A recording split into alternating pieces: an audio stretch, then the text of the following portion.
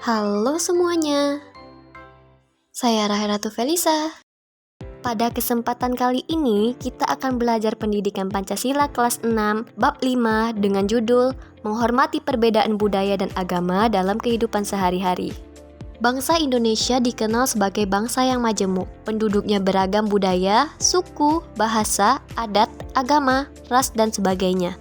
Wilayah Indonesia sangatlah luas, dan budaya Indonesia juga sangat beragam. Setiap daerah memiliki budayanya masing-masing, di antaranya tarian daerah, baju adat, rumah adat, makanan khas, senjata khas, lagu daerah, alat musik daerah, dan bahasa daerah. Indonesia juga memiliki penganut agama dan kepercayaan yang beragam.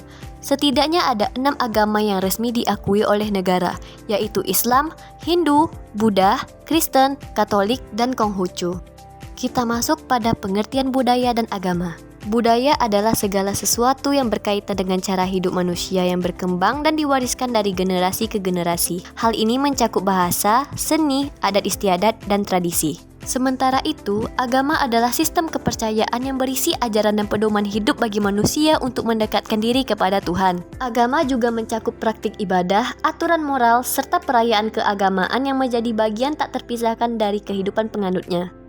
Lalu selanjutnya ada pengertian keberagaman. Keberagaman adalah suatu kondisi di mana terdapat banyak perbedaan dalam berbagai aspek kehidupan manusia. Perbedaan ini bisa muncul dalam berbagai bentuk, mulai dari perbedaan fisik seperti ras, warna kulit, dan tinggi badan, hingga perbedaan non-fisik seperti budaya, agama, keyakinan, pendapat, dan pengalaman hidup. Keberagaman juga mencakup perbedaan dalam hal status sosial, ekonomi, pendidikan, kemampuan, orientasi seksual, gender, dan usia. Lalu, mengapa keberagaman itu penting? Melalui keberagaman, kita dapat saling belajar dan memperkaya pengetahuan serta pengalaman.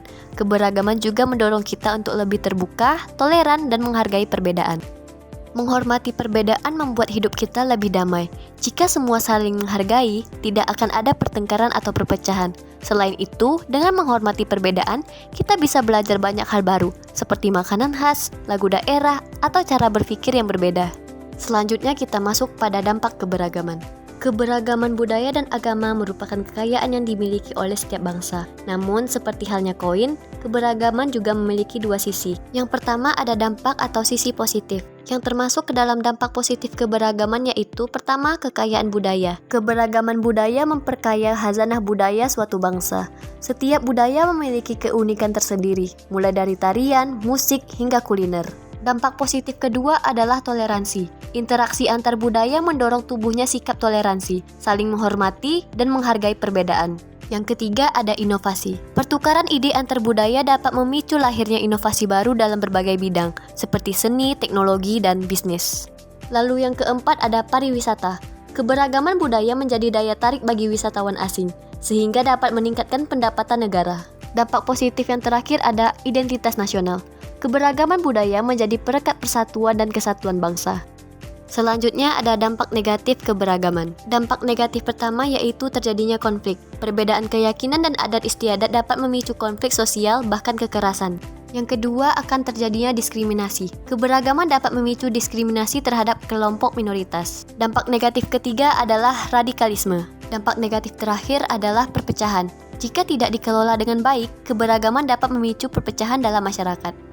Lalu pada pembahasan terakhir ada cara mengatasi perbedaan budaya dan agama. Cara yang pertama adalah dengan pendidikan. Pendidikan merupakan kunci utama dalam membangun sikap toleransi. Mulai dari keluarga, sekolah, hingga masyarakat luas. Semua harus berperan aktif menanamkan nilai-nilai toleransi dan saling menghormati sejak dini. Cara yang kedua yaitu dialog antar agama dan antar budaya juga sangat penting untuk membuka pemahaman dan mempererat hubungan antar kelompok. Selain itu, media massa memiliki peran yang krusial dalam membentuk opini publik yang positif terhadap keberagaman. Lalu pemerintah juga harus menciptakan kebijakan yang inklusif dan melindungi hak-hak semua warga negara. Terakhir yaitu dengan penguatan nilai-nilai kebangsaan seperti Pancasila dan Bhinneka Tunggal Ika menjadi landasan penting dalam menyatukan keberagaman. Itu saja pembahasan pada video kali ini. Terima kasih dan sampai jumpa.